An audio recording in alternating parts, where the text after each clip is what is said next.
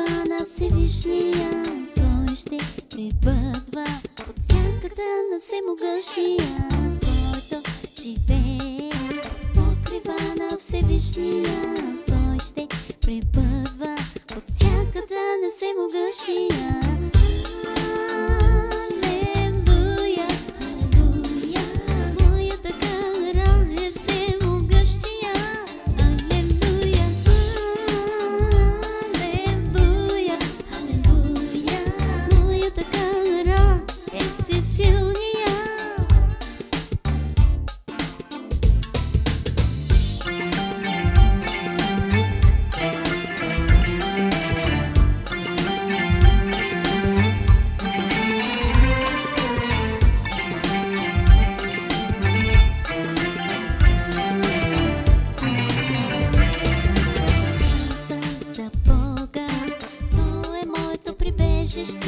Моята крепост, щит и закрила на живота ми, ще казвам за Бога.